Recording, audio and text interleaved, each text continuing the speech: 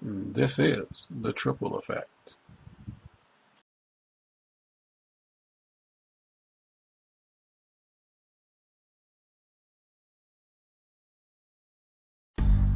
The triple effect is based on our life balance and laws that govern the seen and unseen.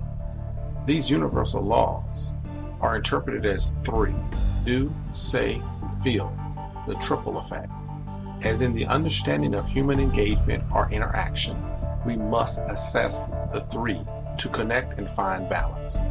We will explore universal laws that affect us all, one way or another, and they are all around us. Our show is centered around a theme of balance and polarity in order for us to make and keep connections, which, if done with the right energy, will elevate our being to attain our highest capabilities. Please join the conversation. All right, welcome, welcome, welcome. Tonight is an exciting night. I'm so happy to have our special guest in here. As you know, this is the triple effect. We are in full effect. The triple effect is basically what we do, say, and feel creates and emanates our true energy. Either negative or positive, we all emanate energy and we attract like energy. Exploring our capabilities and understanding the laws of the universe and the power of emotional intelligence. This is a common thread that I like to bring through questions and answers and conversation on the triple effect. This broadcast is coming to you live, uncut, and will be rebroadcast in different formats. So thank you all for joining, and I appreciate the time that you have taken to be with us tonight.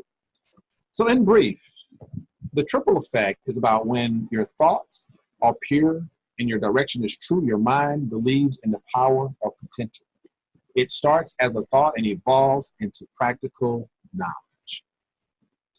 On our show tonight, we are excited to discuss wellness, business, entrepreneurship, community, and activities for the good of your soul, your mind, and your body. For sure, we will have some direct insight concerning this topic from our special guest tonight. Speaking of our special guest, he is someone that lives the wellness lifestyle and very active in this community.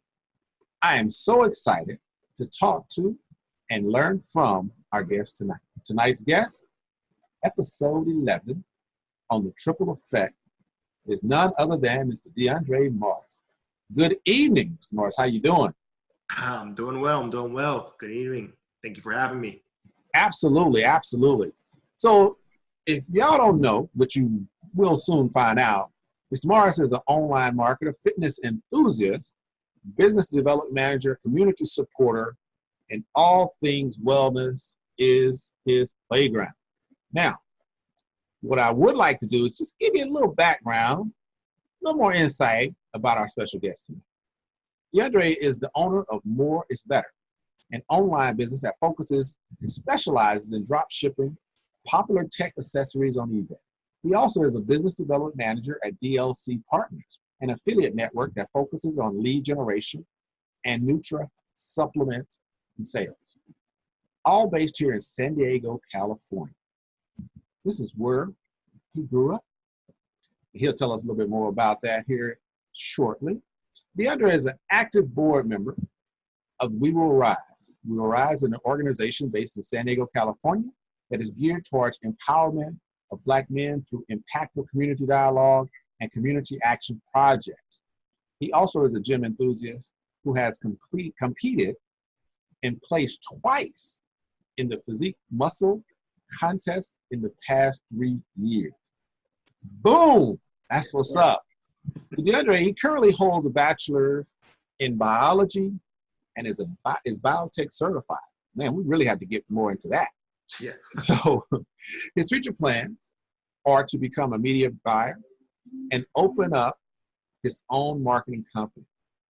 He also plans on purchasing multiple rental properties around the nation, not just locally, not regionally, not in California only, around the nation. This is my man, Mr. Morris. So I'm thrilled to death because, one, we both are board members of We Will Rise. So we'll definitely get into the organization. But I appreciate you taking the time and for our guests to understand and our audience to understand the impact of wellness and business and the intersection of entrepreneurship and, wellness of the mind as well as wellness of the body. I think it's important for longevity for us to maintain both. And so I really look forward to having that conversation with you. I would like to know more about this biotech certification. Now that's interesting to me. So let me know, okay, what is biotech certified? What does that entail, if you can? Well, so once I graduated from San Diego State in 2008 from with my degree in biology, I was still working at UPS. I was still doing my sales job. And then 1 year, I got laid off pretty much. Okay. So after that, I didn't have any experience other than what I had pretty much from college. So I ended up taking this course, which was biotech certification, which you needed a degree, and it was highly intense. It was actually at City College. Okay. This course that I took was probably the hardest course, not only because I was working full time at the time, but also just every week there was a new teacher that would come in from the biotech field, like from one of the companies that was there in Sorrento Valley. They'll come down, they'll teach for a week on a particular procedure. For example, one time we'll be working on assays or working on antibodies. And then afterwards, you have to do maybe a 10-page paper that's due that following Monday. And then at the same time, you have to keep up your lab notebook. It was really, really intense, sometimes stressful at times, honestly. And honestly, I almost didn't think I would make it. I mean, it even caused some strain in my relationship. That's how hard. It was really intense. It was really cool. And the whole point of it is so you can also network with these people. They can vouch for you because they're the one that grade your paper at the end, to see if what they were actually teaching. And then later you can, if you want to go maybe get hired at where they work at, and say, yeah, hey, I know DeAndre, he has good work ethic, he does this well, or, he's good at writing, whatnot. And, you'll get hired. And actually I did get hired. I actually worked in the biotech field for a couple of months, but I had this amazing opportunity and now I'm here. No, that's awesome though. I mean, so with biotech and having that opportunity, the networking as well, does that with biology and biotech, for me, it seems like that would be very beneficial in the physique muscle contest and how to get prepared to be at the level that you have, been where you've placed twice, like you said, in the last few years in that particular category. But in order to even get to that, that level of professionalism and, for your body, would you say that the biology and the biotech helped you to prepare properly for that? Honestly, I would say it's somewhat, but not the same. Just because it's more, I would say when you go and you're working out and you're trying to work on your physique, it's more based on diet. Okay. Yeah, it does help out. That usually goes more in you would reach out to somebody who's a certified dietitian to kind of work out and, see how your body reacts to certain foods and so on. So that's usually about a 4-month process. Not to say it doesn't help, because I'm pretty sure they do take biology, they do take biology as well. But I mean, as far as what I took, as far as in biotech, it's not even related. Though what's funny is, the funny thing is though, a lot of the supplements that we do take, those are made by biotech companies. Okay. So because they want to make those proteins as pure as possible, so your body absorbs them as much as possible. Okay. Yeah. And that makes sense. I mean, I was, once upon a time, I actually was very interested in things that I put in my body, in working out and just basically trying to stay in shape. I was never, trying to get big and like that. You know, I wouldn't be on stage with you at all, but Come on, Rashid, I know you can do it. I was just trying to understand how to maximize, you know, the potential of my body. I was more track and field, and so I wanted to make sure that my arms and the upper body was strong. So when I ran, I would be able to, you know, move a little faster, you know, based upon being able to pump my arms a little more and so on and so forth. But I would study, you know, the different supplements to try to figure out, okay, how do I cycle this without one just basically not working after a while, Yeah. you know, stuff like that. So that was kind of, you know, all I really went into. I know some time ago, there was, God, dog, I can't think of it now, but there was one that was really popular. Man, what was it called? It's been a long time. But but yeah, I mean, so you know, that's always been very interesting to me. And one thing I tell people all the time that have conversations about diet and things like that, and you know, when you talk about high blood pressure, and when you get older, you know, you start having these different ailments. My wife is always saying, "Hey, we need to go, you know, walking or work out," and I'm like, you know what? Maybe I'll focus on eating right, and hopefully my body will hang in there a little while longer. Eating right is, I would say, I mean, going to the gym is easy. That's the easy part. I mean, just getting there, it's actually eating right. And I would say aesthetically, what you see when you see people on stage doing these muscle contests or physique is what I do. I mean, it's going to be 80% diet. It's what you eat, because I mean, you can work out as all you want, but if you eat like crap, you're going to look like crap and you're going to feel like crap. You're not going to have the energy to do it. And I mean, even I'll tell you right now, those last 2 weeks are one of the hardest, because you're cutting down carbs, which is, I would say, is not the healthiest thing ever. So I'm not going to say it's, when you're doing it, competing for a show, it's not the healthiest thing ever once you start hitting that 2 week, because you're cutting stuff out. You're not even drinking as much water, because you're trying to see all your muscle. You want to look good aesthetically. So there's a science. There is definitely a science to it. Wow. It's pretty interesting. It's pretty interesting.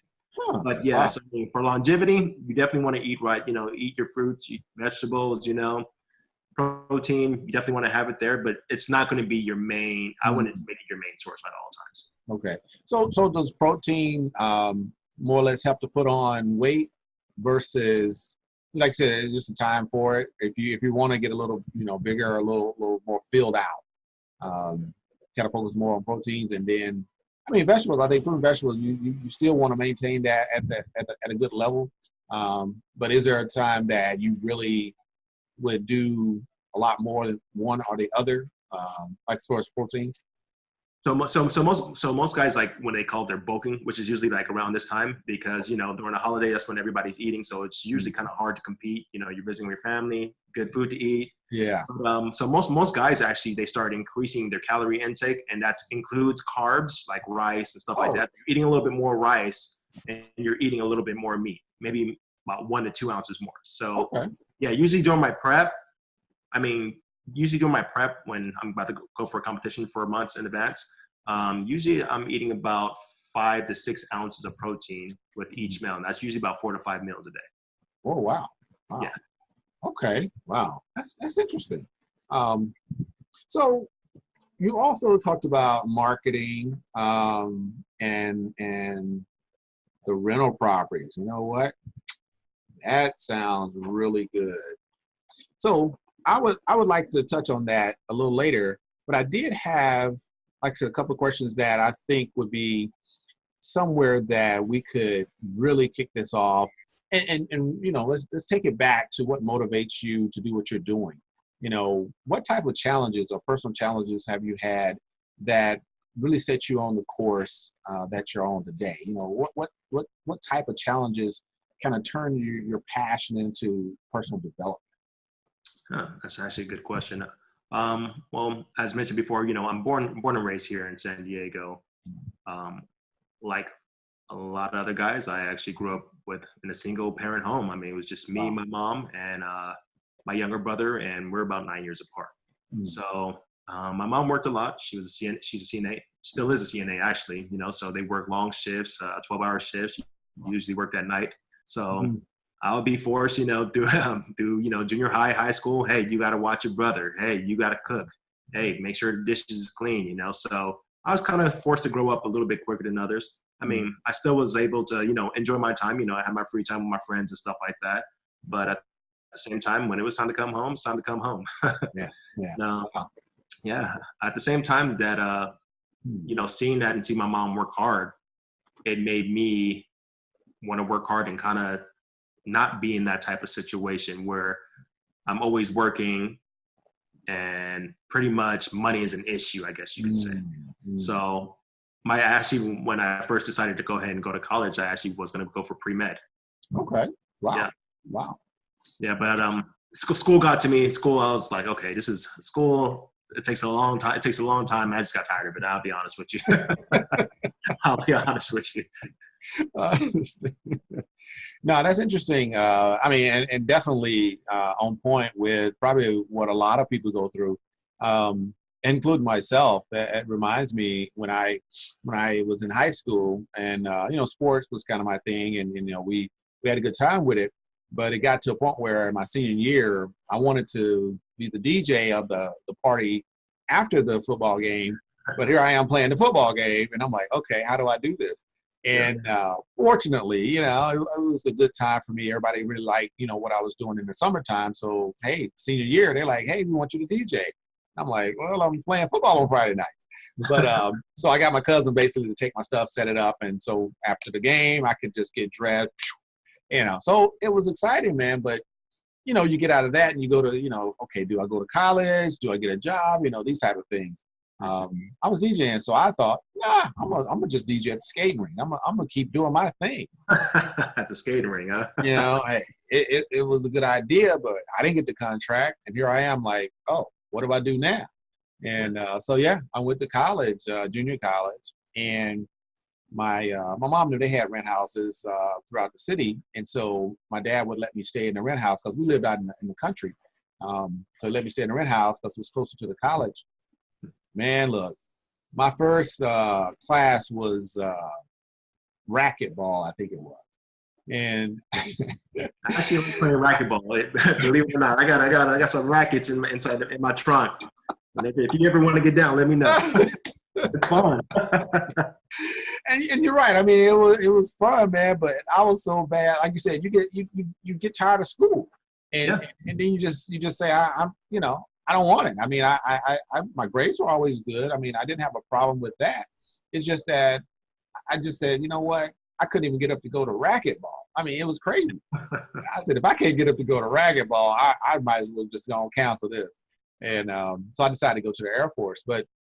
And I always said I wasn't going to the military. So yeah, it was in college to do that. Like I said, if you're not really ready to go ahead and commit, yeah. You'll just be like, I'm burnt out. I need to go do something else. And that's what, we need to look at in this day and time. We really have to, hey, if we're going to have kids and we're going to have people that we have to, talk to or help along and coach and mentor, school is not always the right answer, after high school. And so those are options out there. So definitely, I appreciate that.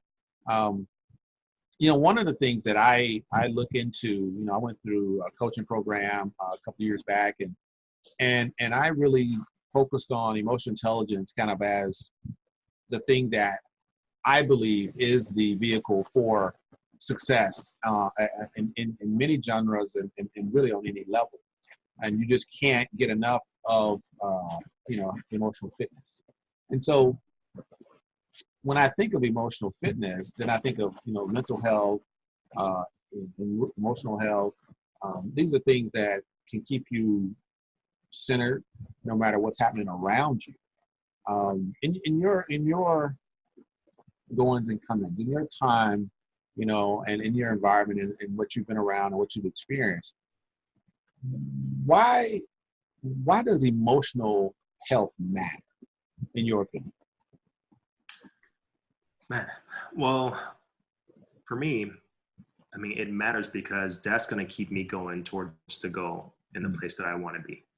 I mean, we live in a world where we're being pulled from here to here, everywhere. Hey, come look at this, look at your phone. And you know, and everything's, you know, it's triggering your emotions, your state of mind.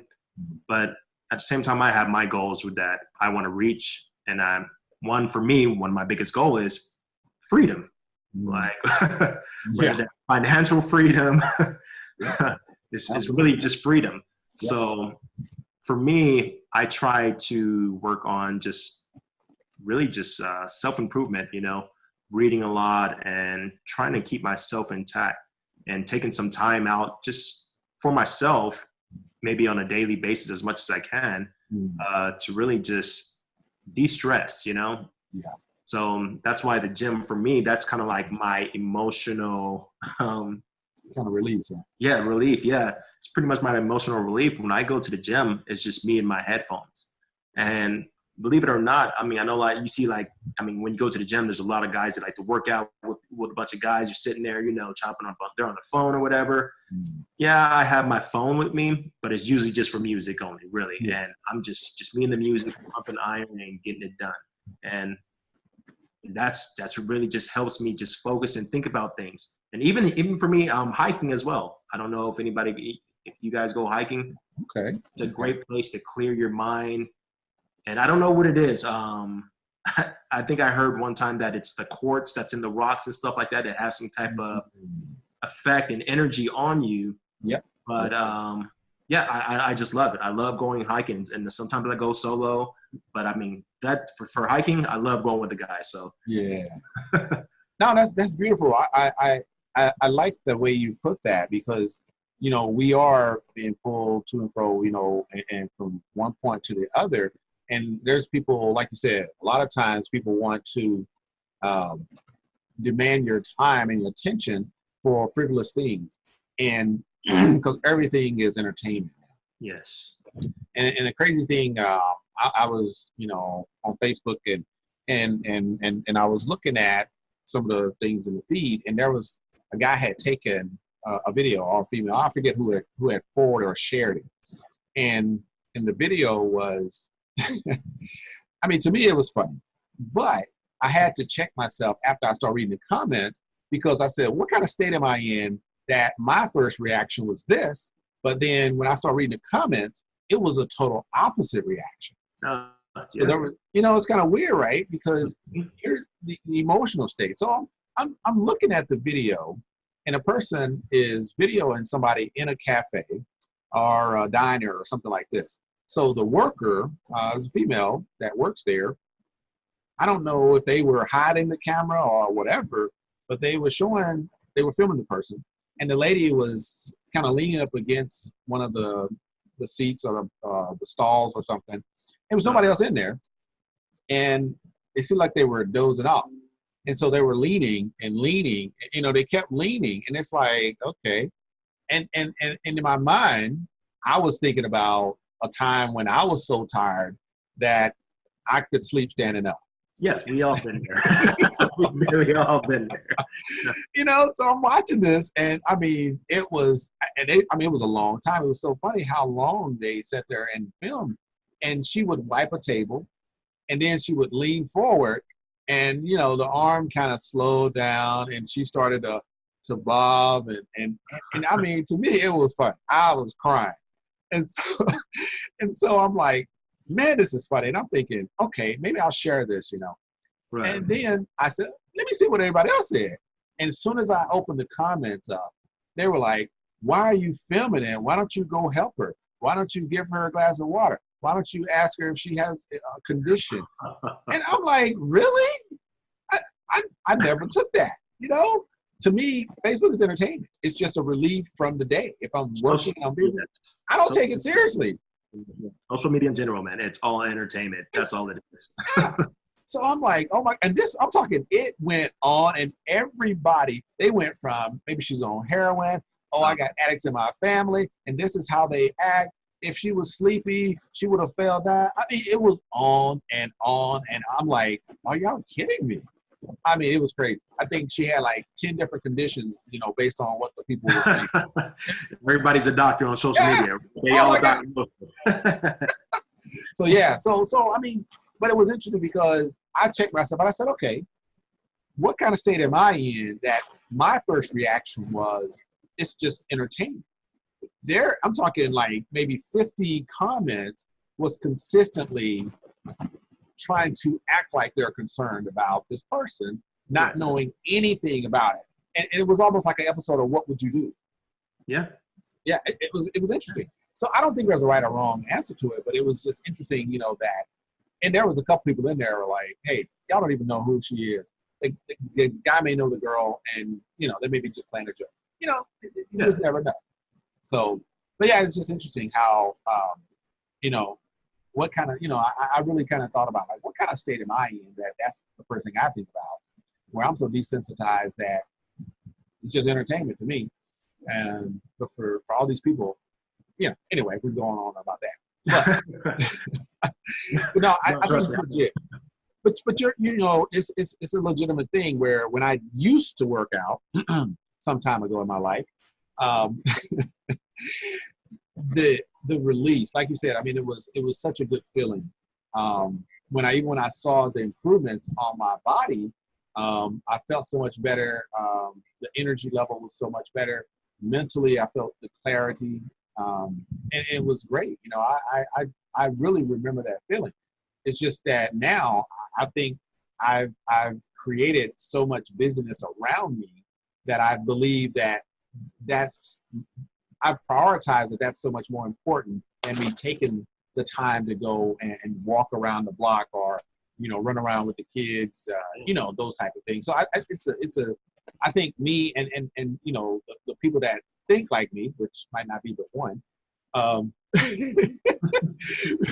you know, we just have to shift that paradigm back to, hey, get out there and move, get out there and do something, get out of the car and walk that block versus driving that block, or, you know, something like this. Yeah, or, yeah. I mean, every little bit counts. You know, hey, you work on a second or third floor. You know, hey, walk the stairs every now and then. You know, it helps out. Eat your lunch, maybe go out for a walk for a little bit right after. I used to see a lot of people do that when I used to be in the workforce, especially in the Sereno Valley area. It kind of tripped me out. I was like, are these people walking? Like, what's going on here? But yeah, they, you know, on their lunch break, they'll go walk for a little bit. Yeah. So, that's like I said, it's a good time where you can probably listen to a whole CD if you like music. Like, how often do you actually get to listen to a whole CD without anybody interrupting you? Yeah. You know, it's really rare. Interesting. Or, you know, listen to an audiobook. You know, for some people, you like TV shows, watch a documentary or TV show while you're on the treadmill. Man, wow. That reminds me when I was in England, because I was in the Air Force, you know, and I was in England and I worked out a lot. And I would be on the treadmill, the stair step a lot. And literally that's when I would study for my lessons. You know, I would take night classes and everything. And that I would have the book and just, you know, stepping it out. And that was, yeah, man. Then I, like I said, I would have audio. That reminds me, man. I used to, it was some productive time there. So were you ever in the military? No. So, okay. You know, I get that a lot, especially being here in San Diego. Sometimes I play it off like, yeah, go ahead and give me that 10% discount. No, but I do get it a lot. My grandpa was actually in the military. He was in the Navy. He retired. But I always wish, sometimes I even think about just running in maybe in the reserve just to go ahead and just do that. And just to get that experience. Because I think also feeling, you know, fight for your country if that's for you, you know.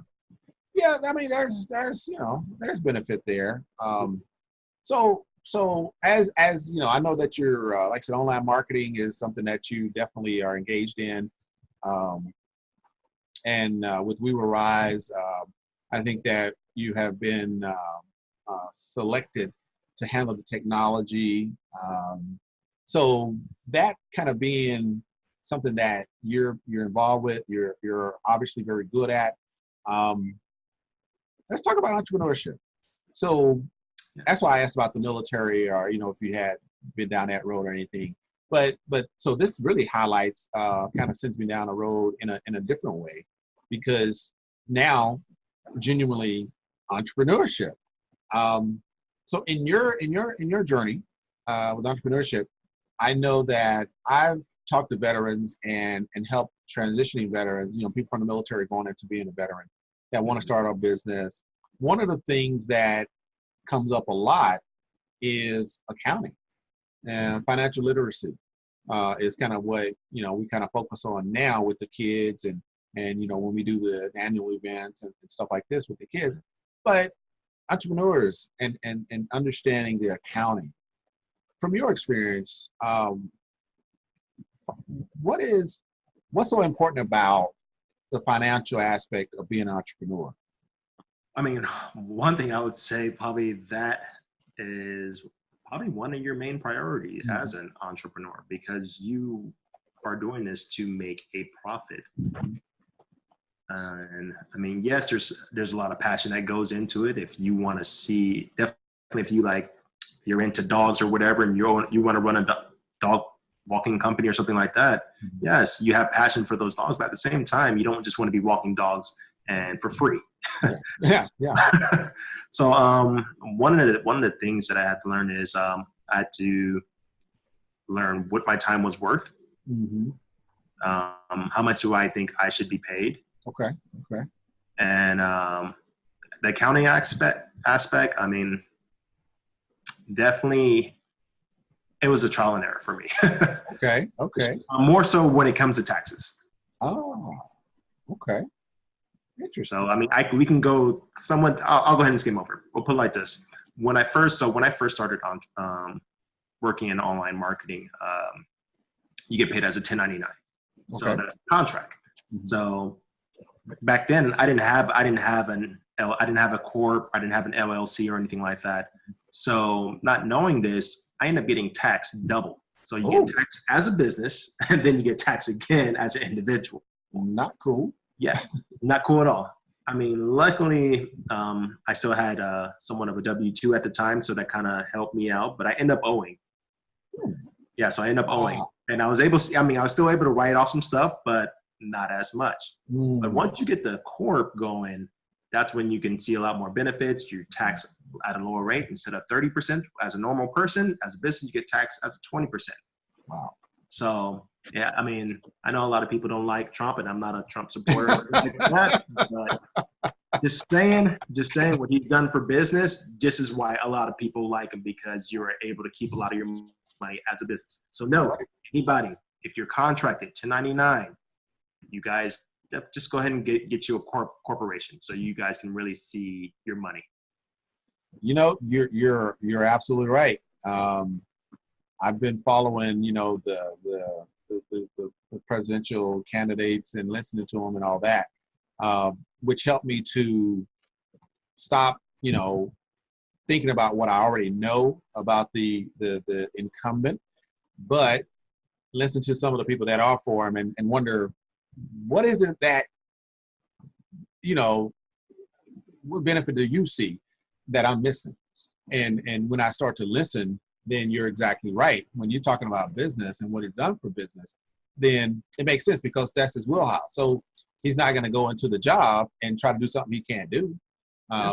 He know he can't do president. He can be president, he can't do president. Yeah. But he knows business. You don't talk president, I'll tell you that much. So I mean, hey, and so that gave me, like I said, just a little more respect for, understanding. I'm not going to say respect. It's an understanding of why he does what he does. Even after 4 years, 3 years, 4 years, he's going to consistently do that, because he's going to play to his strength. If manipulation is a strength, I don't know.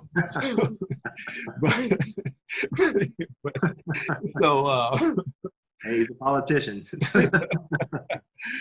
Man, oh my gosh, yeah, that could take us into a whole nother conversation. But so ownership, is definitely something that even the Black community is definitely a conversation that's constantly being had. Reparations is another topic that's being had. Just last week, Nick Cannon, he came to town and was helping to cut the ribbon virtually on a People for Justice, I think it is, organization. So, I went and I I like Nick Cannon. So I said, okay, you know what? I didn't really listen to him talk, or maybe this is a platform that may give me a little more insight to the person. And he talked a little bit. And so he made a comment that to me is consistent with something that I recently learned about reparations and so on and so forth. I have my own view on those type of things. But I'm like, hey, you know what? Hey, whatever the community feels is an intelligent approach to a situation. Okay, let's hear it and let's see where it goes. But here's something that out of all the years you heard about reparations or 40 acres in a mule and so on and so forth, this is the first time that presidential candidates are really actually having that conversation as part of their sale. But the second part is actually listening to Black people on a panel have a discussion and actually bring to light the legitimate legal reason why we haven't gotten it and we probably won't ever get it. Is because if you look at who historically America has disenfranchised for a number of reasons, Native Americans, Japanese, and probably some other ones that, Jews obviously is kind of a no-brainer. But let me not get into that because I got some issues with that too.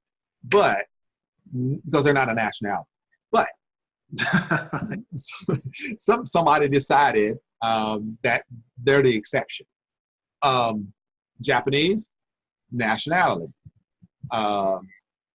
Native American. They were here before we were, so they had their own nation before somebody came in and decided to call them Indians. So there was some legitimate path to repair the damage done in a way. Yeah. How do you do that for Americans that happen to be of African descent? Not African. They're not paying Africans. They can't pay Americans because there's no avenue for that. So what the conversation was, when does the Black community decide on unity of a nationality? When do we become so unified that we create that title that is for us, so that we can be a nation that lives here versus just part of the fabric and not really getting the benefits from reparations and some other things that they talk about. Now, I'm not going to be the one fighting that battle, so it is what it is. But that was the topic and that was the discussion, and I hadn't heard that explanation, which I found to be very interesting. That wow, okay, now I see why we'll probably never get it. So I want to hear it. I actually want to hear it. I'm gonna have to look for a playback of that because I'm pretty sure they have some kind of recording of it. Revolt, I think it is. Revolt. I think it's Revolt. It wasn't Revolt Summit, was it? Yeah, Revolt Summit. You had Killer Mike, T.I., Candace Owens was on there. Okay, yeah, I seen that one. But they talked a little bit about it, right? Yeah. And then Nick Cannon, he talked a little bit about it as well. And then he said some of the same things, and I was like, oh, okay. I said, I'm gonna have to at least get some background on this and understand it. So that's where really the challenges are for even if any president or government body that wants to do something. I mean, of course they can do it if they wanted to, but these are probably some reasons why they don't go that route. They just give, hey, here's the impediments, and therefore, hey, let's move on to something else. Whereas, hey, if you want to make the exception and you want to do some things other than affirmative action and some other things, So, but I digress. There's some legitimate. Yeah, we can go really. Yeah. That could just. Woo, I have to bring that up at the next meeting for sure. Hey, now that's the topic. Yeah. And see, but this is one of the political conversations that I think is legitimate to have when you have organizations out there that are about getting people to register to vote, and they have the background of why. Some people say, hey, it's your option.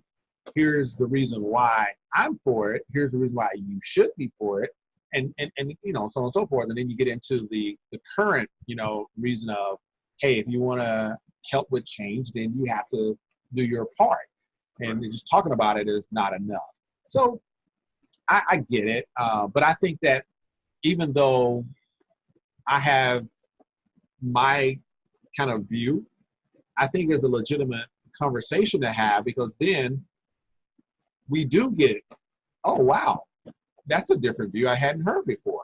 Yeah. Or, I mean, and that's what we're there for, you know, whatever conversation, you know, just to have it, just have those conversations, because you never know. I mean, and legitimately, I'm of the mind that no matter how I can appreciate some of the statistics that do show the current president did X, Y, Z that may have been positive, he got to go.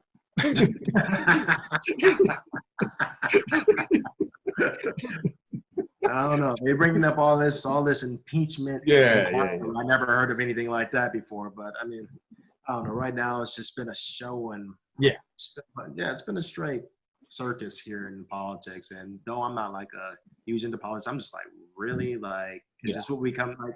Other countries are laughing at us. Like, get your stuff together.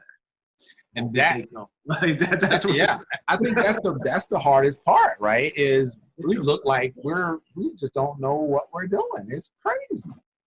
But anyway, it's all good. Like I said, I don't want to dive into those type of things. But you know, I really appreciate your time and coming on, because I think it's really important from a wellness perspective, but you know, that information, because I do have conversations with veterans that want to start a business and have a good idea, but at the same time, there's so many things that they don't understand, like literally, like, and I think across the board, I think there are some statistics that even talked about the top problem, or the top thing that makes a business fail, is that they don't understand the financials. They don't understand the numbers, and they go into it thinking that, oh, okay, I can make it happen. I can do all of it. Yes, that's I think that's one of the common mistakes is there's a difference in actually running a business, and then you work in your business, you know? Yeah. When you're running, I mean, good book to read for anybody. Read, I think it's called The E-Myth. I forgot who it's by. Yes, I just recently read that maybe about a year ago. Okay. Great book. It actually made me think about where you want to see your business and how you see your business, your customer that you want, and then the whole point of your business is actually really just to sell it. Because later down the line, I mean, you're going to be old. Either you want to be able to pass it down to your loved ones, if that's their passion. I mean, a lot of times your kids don't want to do what you want to do. That's right. But you want to, you know, see your dream like, hey, this is what I imagine. And then you can be like, hey, I can sell it for X, Y, Z. Yeah. A lot of people, especially what I've seen here, just for San Diego, just for example, you know, you get a lot of soul food restaurants that come and go. Yeah. Food, you're like, wow, what happened to them? The food was good. It was always packed here. What the hell happened? And again, they didn't handle the finances right. You know, they didn't handle their finances right, or maybe they just bad with the money. You know, you just really never know. But one thing I would say was really important: definitely work on your credit, business credit for sure, because cash flow is going to be very important. That's how you expand. That's how you pay your workers. And try to get somebody who have a vision, and then try to get people who also see that vision. Have them hire people that see that same vision. That's very important. Because, you want them to see it, because therefore, you know, you guys have that common goal. You guys work as a team. You guys move towards that goal. You know, it's interesting to say that, because 2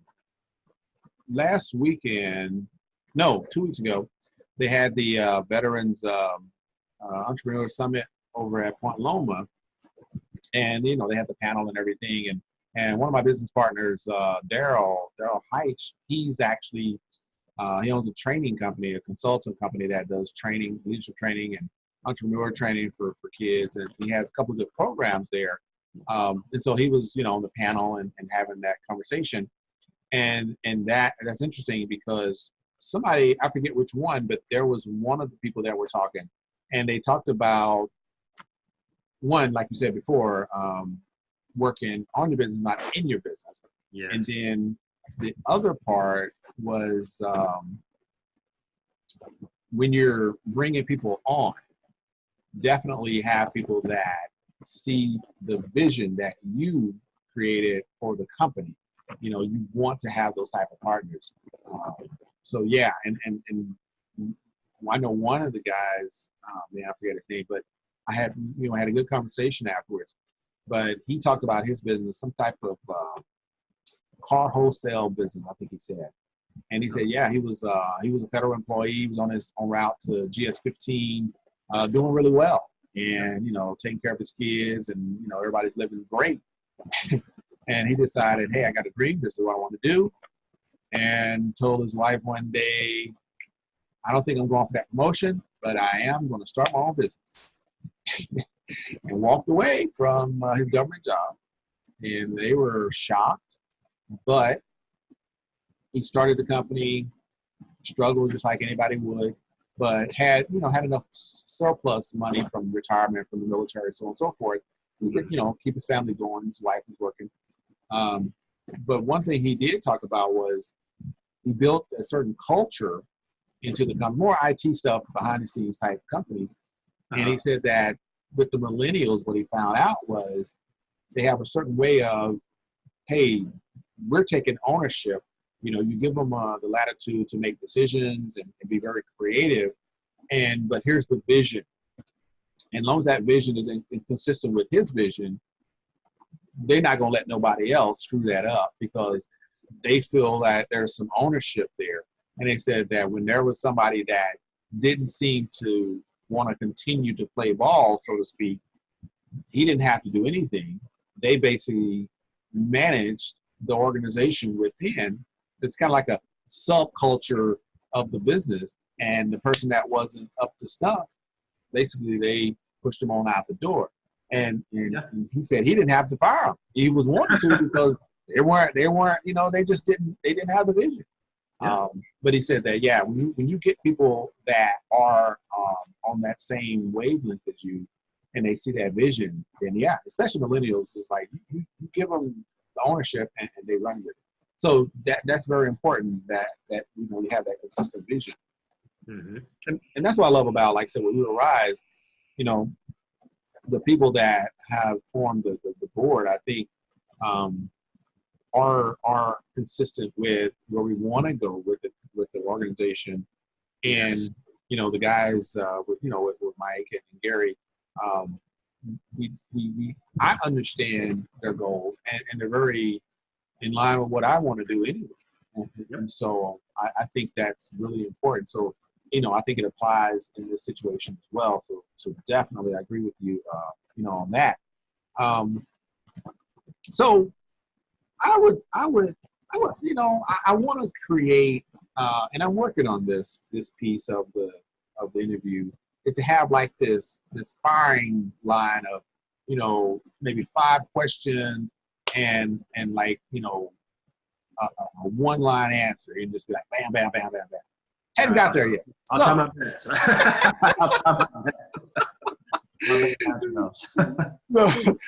So no, I'm not there yet, but I'm working on that piece.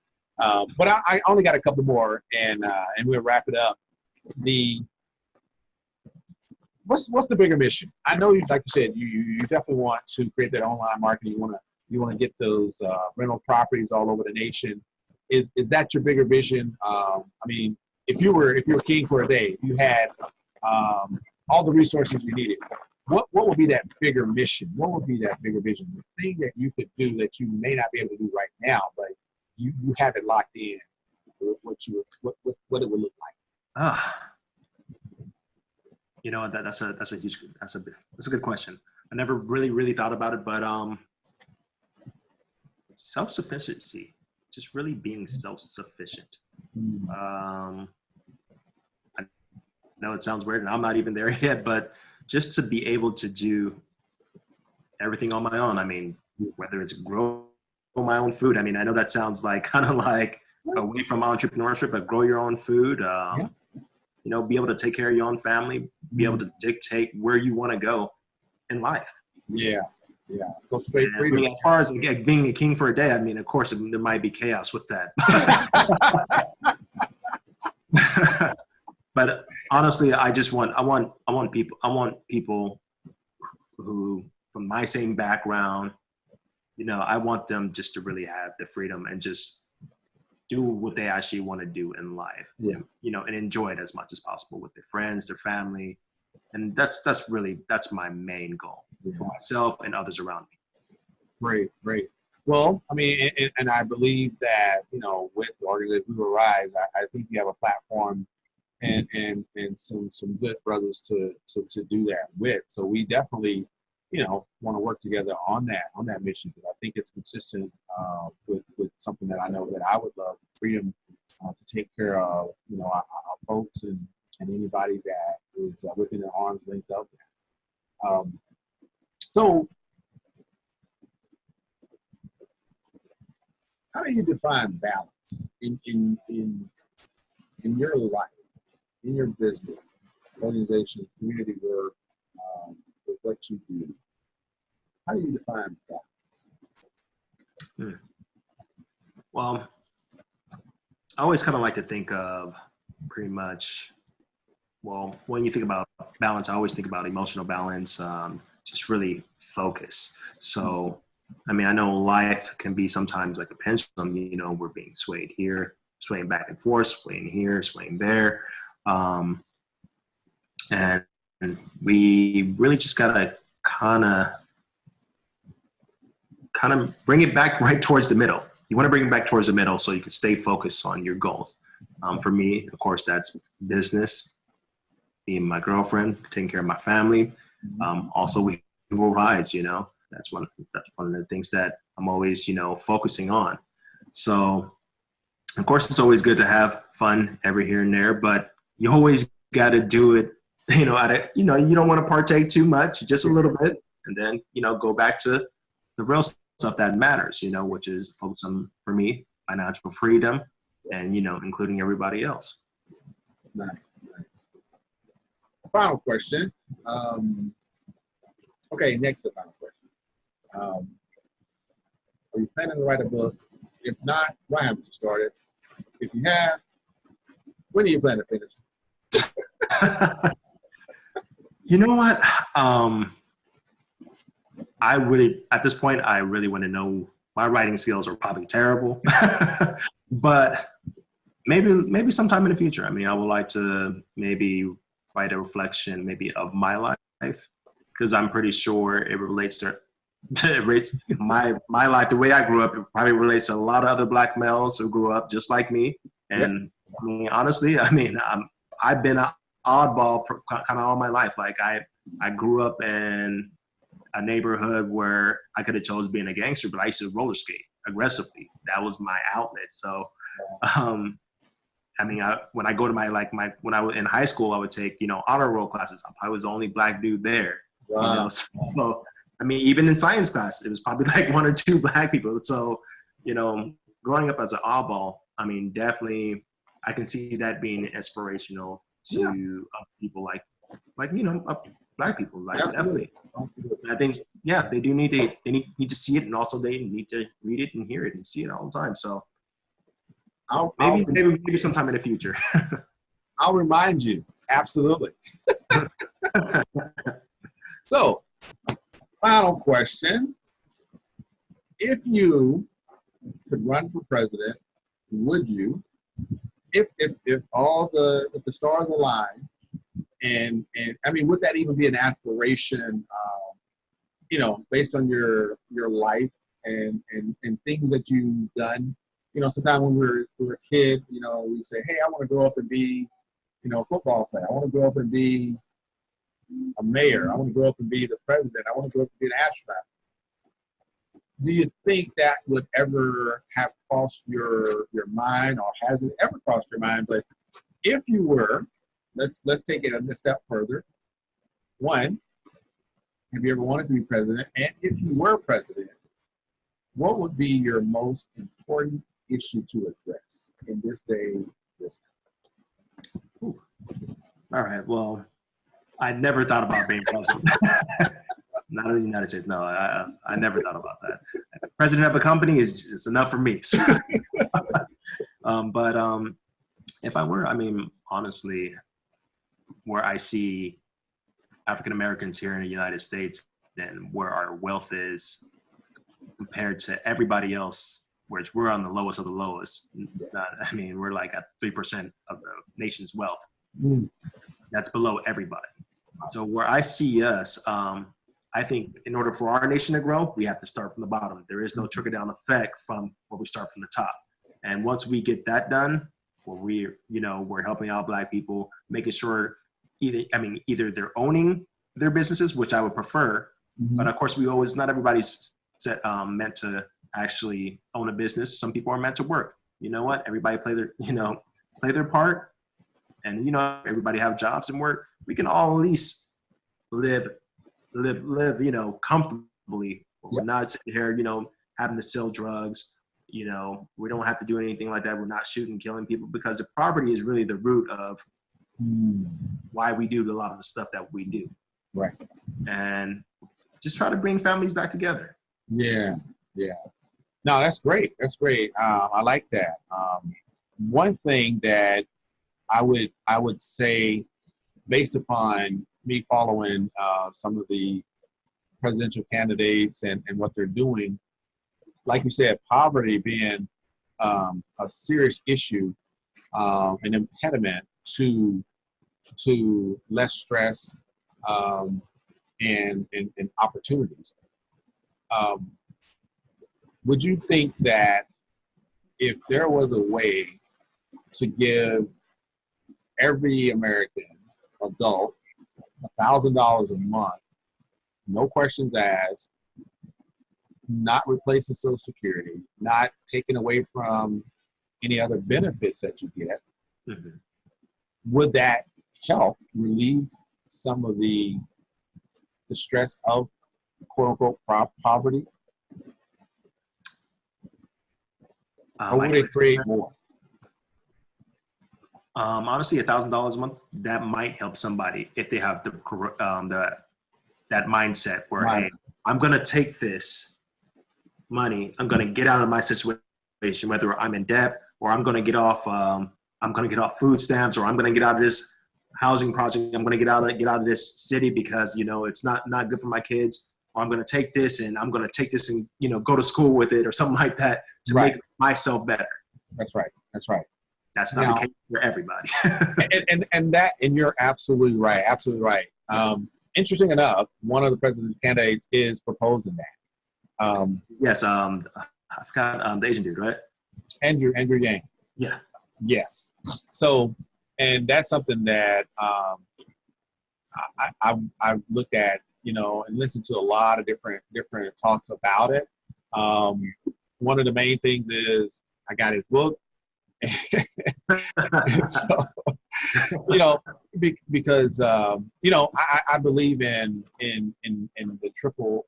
He talks about the trickle up effect versus the trickle down. Yes.